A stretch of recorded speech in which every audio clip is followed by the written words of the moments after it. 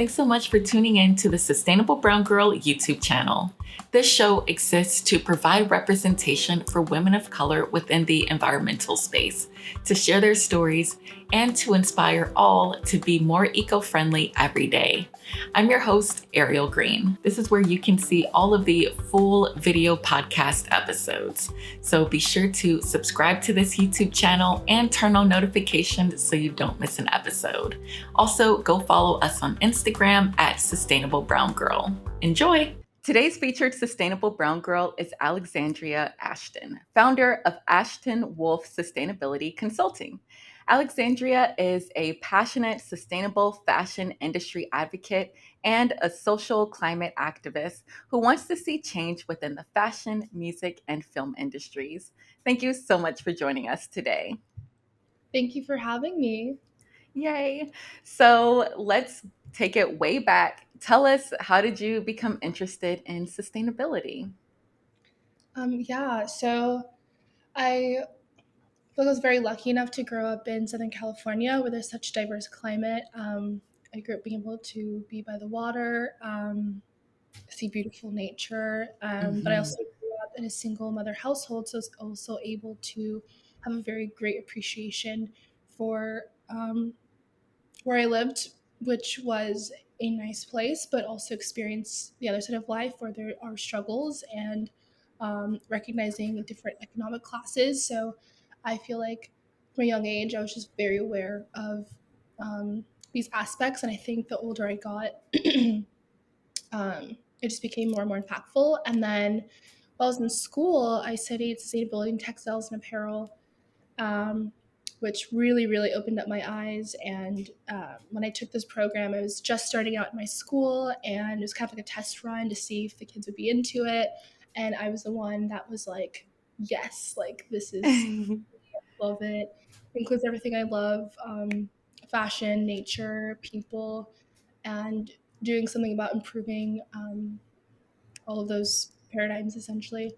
So then I finished the certification program, and then I went to San Francisco where I studied environmental sustainability and social justice. And that was a great experience where it really took it to the next level for me. And I was like, okay, like I want to dedicate my life to improving our natural environment, improving people's lives, and but doing it in a fun and beautiful, artistic way, of which I found fashion to be the great, perfect avenue to go about because I love fashion as an art form. So yeah. I love that. Wow. So, I mean, what made you want to go in that direction, like as far as school goes? Was it just something that you were always like, I like the environment, I want to learn more and see what I can do? No, actually. So I was on the pathway of studying business Mm, administration, mostly because I was like, didn't know what I wanted to do specifically, but I always knew I wanted to be a leader in business. But I feel like once I took that sustainability and textiles program at my community college, that's what really like sparked my desire to learn more about what's going on in our world, on a social level, on a physical level, how those two connect, and how to improve it. So it definitely was a pivot moment in my life where I dedicated more of my time in my studies to environmentalism. I see. Well, since Yeah. you have like the business background, I can kind of see how that comes in because now you have your own business. So, Yeah. yeah, tell us more about that. Yeah, Ashton Wolfe. So that was also a big pivot. So while I was in school, I was just super motivated and I was like, oh my God, I can't just like learn about this and not do anything about it. So Mhm. I slowly started building my website, ashtonwolfe.com, where I was just mostly putting all the information I was learning on there in a more digestible way for the average eye to like understand. Because a lot of my studies is more on the science side, and like deeper concepts that aren't so easy to grasp right away. So I feel like Mhm. best way to like share this information is in a digestible way. So that's when I started my website. And then once I was hitting my senior year of college, I was like, I really am passionate about sharing this information and talking to brands and businesses about the available alternatives out there within their business world. So I felt like okay, this is what I want to do. I want to do consulting, and not just in fashion, but in pretty much any arena that I come across. And because I also believe a big part about being in the sustainability world is it's a never-ending journey of learning. And Absolutely. yeah, and so I feel like it's a nice platform to help teach other people, but also I get to learn more about other industries and the available alternatives that are out there. So Ashton Wolf really came about through my learning experience, and yeah, I made it a formal platform to do my consulting work. Yeah. Wow, that's awesome. Yeah, I mean, sustainability is growing so much. It's great to be able to offer a service to companies who are just kind of coming up to, give Hmm. them ideas on how to be more sustainable. So yeah, tell Yeah. us more about the services you offer. So I love to make it a very open source sort of um, way in terms of like I like to start it out with a conversation of how this business owner started their business, what initially um, got them excited about their work because I like to make it as personal as possible because I feel like personal motivation is really what's going to keep them going once I lay down the groundwork for them and kind of like let them go and to Mhm, do the work. So yeah, it's always initial conversations. What is their drive? What more do they want to see coming out of their business? What types of impacts do they want to make? Is it going to be more on the environmental impact side, more on the social impact side? So kind of like laying down what sort of changes they want to do, and then from mhm. there, depending on the client or the work, it's normally showing them the alternatives available on the market to do so. Um, and then also taking a look at what their supply chain looks like currently, and just really diving in and picking it apart, and figuring out what needs to go, what needs to stay, and then also looking at the reality of uh, their looking at the reality of like what they can do now because it's we all want to have all these big like grand ideas put into place at once, but it takes time. Obviously there's other factors than just finances, like how big is their team, things like that. So really giving them like the space to go at their own pace, but at least laying Mhm. down the foundations of like once they get to that place, what are the next steps. So yeah, a lot Yes. of conversations, showing Right. alternatives, and then kind of figuring out the next steps for them when they're ready. Yeah. Have you noticed a trend with some of the things that businesses need help with? I think just knowing what the alternatives are out there, a lot of Yeah. brands want to do better, but they Hmm. aren't either aware of the alternatives that are available, um, or how accessible they are. So I think just finding alternatives for them is a great way. And then also, of course, a big hurdle is also financing. So Hmm. looking for either sponsor situations, looking for additional funding for them. Um, and then I guess another hurdle is also just like the education portion as well. Like sometimes, Right. like I would say, like more than half the clients I've ever worked with, like weren't even aware of the negative impacts that were coming out of the industry, um, at least at the scale that it is happening at. So Yeah. yeah. Yeah, wow. So when you say alternatives, let's say you're working with a fashion brand, are you Mhm. looking at like different packaging alternatives, materials, things like that? Yeah, I would say both of those and more.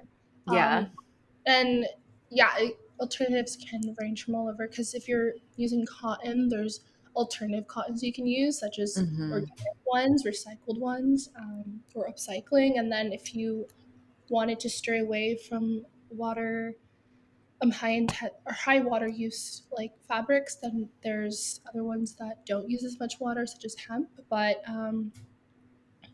a lot of the times if you're going to use something like that you're going to have to mix it with a cotton, and sometimes blending materials can cause another issue of in the end it's hard to recycle.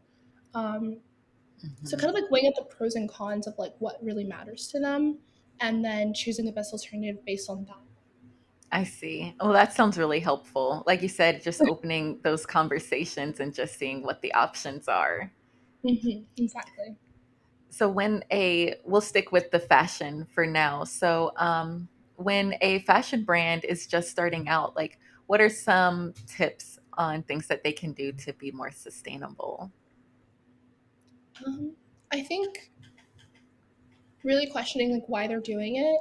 Yeah. Is there a specific silhouette that they're trying to bring back? Is there a certain messaging that is behind their brand that they're really trying to push? And can they do that um, in a more conscious way, especially because if you're trying to share a certain message or kind of perpetuate a certain culture or idea, but you're doing it through clothes, I think it's super important to be very intentional Hmm. because clothes are very hard to make. They're very hard to maintain, and I think that they're super precious. And I'm not a huge fan of when people start brands and they kind of put out like a hoodie or like a t-shirt. Like we have plenty of those, and it's like, what more can Hmm. you do to make it more special, to make it more like of a craftsmanship piece that is super intentional, and also the materials that you're using, who's making it, making sure that whoever made it is actually paid fairly and can go home and have dinner for themselves and their family and like have a roof over their head. Like Hmm. really taking the extra steps to really think about all the factors that go in and like be super intentional, because I feel like it would help them just be very intentional throughout the process, because I think that's something that's been lost in the fashion world. Yeah, definitely. I don't know if I Definitely. answered the question. Sometimes I Yeah, go you just did. No, you great. definitely did. Um, and so I also mentioned too in your bio that you want to make like the film and music industry more sustainable too. So what are some ways that that can happen? Yeah, so I think music and film are super, super powerful. And I think Yeah. they've been powerful tools to share ideas and paradigms in our culture. So I think very obviously like the messaging behind a film or the lesson it's teaching you is great. But with the music side, what I've been doing lately with that is I'm a big fan of techno music and electronic music. It's been a big part of my life for years. And so I would go to shows all the time, but I was starting to notice there was this sort of lack of community kind of happening sometimes in certain spaces. And I felt like the root of techno music came from Black culture, and it came from it being a safe space for both Black people and people in the queer community to feel safe and build community and have fun and kind of get away from all the craziness that was going on in the real world. And I was feeling like a lot of that was getting lost as we get further and further from those originating generations.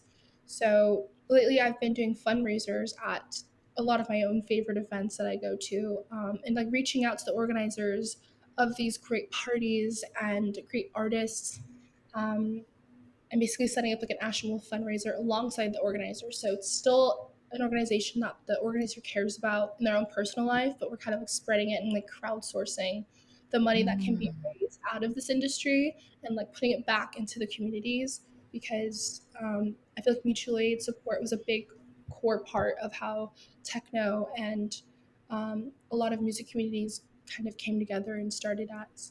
So Yeah. Wow, I love that. That's a great way for you to give back, in different yeah, in different ways. That's amazing.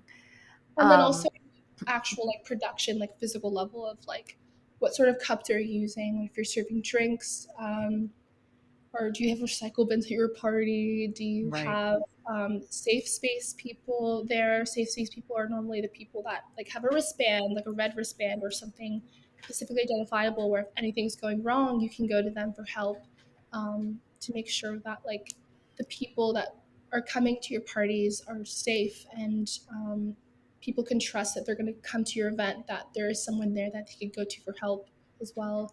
Um, and then also on the production level itself, like I said, with the cups or the recycling bins, things like that. Yeah, that's awesome. I love the idea of safe spaces because sometimes, things can get crazy and you just kind of need a breather. Of course, yeah, yeah, super Yeah. important. That's awesome. Um, okay, and so one of the services that I saw on your website is that you do a supply chain audit. What Mhm. exactly is that? Yeah, so a supply chain audit is basically looking at a brand's supply chain from beginning to end, looking Mm-hmm. at the materials they're choosing, where it's coming from, who's making it, identifying all those factors. And that in itself, it may seem like a very obvious, oh, yeah, but a lot of the times brands don't know where the materials are coming from, who's making it, are they getting paid a fair wage? What are the impacts of the materials that they're choosing? So, really like stripping down all of those like beginning of the supply chain factors and identifying what needs to go, what needs to stay, um, down to the packaging of how it's being sent to their customers. Where are you selling it? How are you selling it? And then also looking at the EOL, the end of life sector of their supply chain of like, are they going to offer service of what the customer could do with their item after they're done with it? Are you encouraging them to resell it? Are you encouraging them to trade it off with someone or send it back to them and they'll reuse the material for their next project? So, kind of like looking at beginning to end of the life of the garment or their product and identifying what should stay, what should go. Um, Also, the messaging is super important as well. I think greenwashing is a very big problem in our fashion world today. It's really Mm-hmm. easy to try to come off as a completely sustainable brand, to come off as every sector of our supply chain is perfect when, in fact, a brand could have easily just switched from one material to another, but are still using a lot of plastic or are don't know who make their clothes, aren't sure if there's fair labor involved. So I think also like making sure that they're sending out the right message and it's not like confusing at all. Yeah. Yeah. Yeah. Yeah. Also, different programs and softwares that you could use to do it depending on the scale of the business. Okay. Yeah, that makes total sense. I find it like mind-blowing that a brand wouldn't know where their like fabric came from, but I mean, I guess I can see if you just kind of buy it already made, then you Right. wouldn't really know how it was created. So that's great that you offer that service. Yeah. Very Yeah. exciting, but Mm. doable. Right, right. I feel like I'm kind of like going all over back and forth, but I want to go back to something that you said earlier about how when a brand is, like say they're offering a sweatshirt or something, like how can they make it more unique? So, for example, I'm looking into like doing merch for Sustainable Brown Girl. And it's like, okay, like we all have t shirts and sweatshirts and mugs and stuff. It's like, I do want to make something more unique. So, what would you tell someone like me who wants to offer, merch to their audience, but Mhm. doesn't want to do something super basic? Yeah. Um, I I think it could just be down to design. It could be down to, of course, materials that you use. It could either be a recycled material or you could be upcycling other materials. So let's say you Hmm. have like an old jacket laying around and you want to cut it up and turn it into little card holders for at least like 20 of your customers. Yeah. Or upcycling an old jacket and turning it into a new jacket and you like put your label on there. I think upcycling and reusing a lot of cool materials would be a really unique way to do that. And it becomes more small scale. And I think it becomes more niche in a cute way where Hmm. when the person has it, they know that like, oh, like someone else doesn't have like the specific cut or they don't Hmm. have a specific thing. And I think that's Hmm. a fun part of fashion is like the exclusivity, and I think you can keep that without sacrificing someone else's life in a bad way, Yes. Yes, impacting I them love. in a way. Right. I love that. I love the idea of like upcycling things. Because one thing I did think about was like if I was going to do mugs, like to go to the thrift store and just like grab some mugs and, put Yeah, the design on there. exactly, exactly. Like there's so many things you can just add your little touch on. Very Right. Right. Yeah, that's awesome. Okay. Good ideas. thanks. And then another one is Hmm. I'm a little skeptical. So God, I can't even say it. Skeptical about digital fashion. There's a part of me that's like, only because of obviously like the power sources that are being used to fuel these machines and these like programs aren't always done in a sustainable way just yet. But I do think digital fashion is also a cool space to possibly enter. Um, just because it's not using like physical materials or physical labor to make the garments, it's done digitally, like a programmer or like online designer. And I think it'd be a cool way to like sell your designs virtually, and like people who use certain games or like platforms where they want to dress their avatar or something like that, they could do that and Hmm. enjoy fashion in that way. And that's obviously not for everyone, but it is an up and coming space where like fashion is taking a look at it and like already getting themselves involved in. And I think once the power sources that are used to fuel these platforms are changed, it would be a really great way for people to enjoy fashion without always having to physically make things, because it's we have plenty of physical clothes already to the point where they're being burned and landfilled. Hmm. We just have too much of it. But yeah, that's another fun way, if, depending Yeah. on if they wanted to go virtual with their merchandise and see what they could do in that space. Yeah, that's really interesting. I guess I haven't really heard the term digital fashion used. Mhm. So, I guess you just mentioned it's kind of like designing like an avatar or something. What other Um, ways would it be used? yeah, so let's I'm not even like a huge gamer myself to even like name a Right. game now, but I Yeah. know I think I want to say like Minecraft maybe. Okay. Uh-huh. Balenciaga and Balenciaga made a collection of different clothing items that people who played Minecraft, their characters could buy and wear. And they were able to enjoy the brand's aesthetic through that without using a physical form of clothing to enjoy the brand. Mm-hmm. I feel like just thinking about how one t-shirt takes like 100 gallons of water just to make, I'm like, in my mind, I'm like, 100 gallons of water, maybe a few extra volts of electricity being used when the electricity Right. like source could be changed. I'm like, there's a big difference there in terms of impact. And with anything, there's going to be an impact. But I think looking at the places where there's less physical impact on our natural environment and on people's lives Mm-hmm. um, is probably going to be a little bit better. Yes, absolutely. Totally agree. And that's yeah, I like that way of thinking, as far as doing digital fashion and, coming up with new ideas on like creating and enjoying fashion. Right, right, yeah. Because I think there is a big difference between the art of fashion and then also as humans we have to wear clothes every day, Right. we have to wear clothes, shoes, pants, socks, you name it, like there is a lot of opportunity in digital fashion to be able to enjoy fashion that way instead of constantly reproducing physical clothes, just because it takes a lot of water, a lot of energy, a lot of physical labor that is normally underpaid in the industry. Um, so I think just enjoying it digitally could be a new way to do fashion instead of entirely producing raw materials unsustainably and treating people unfairly all the time. Yes. Um, yeah, because it'll take some time for the industry physically to evolve.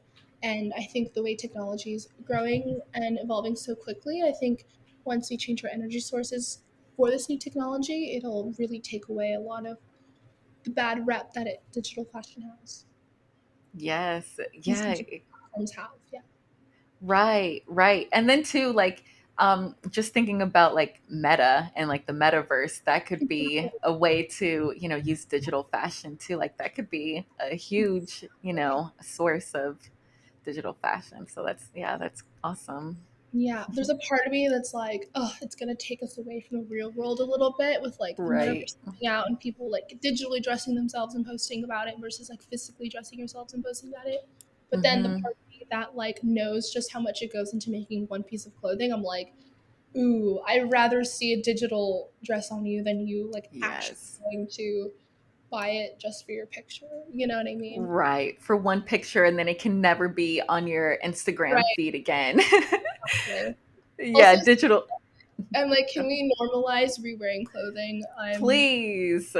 We should normalize it. Yes, seriously. It's like I know. shaming a bit, but yeah.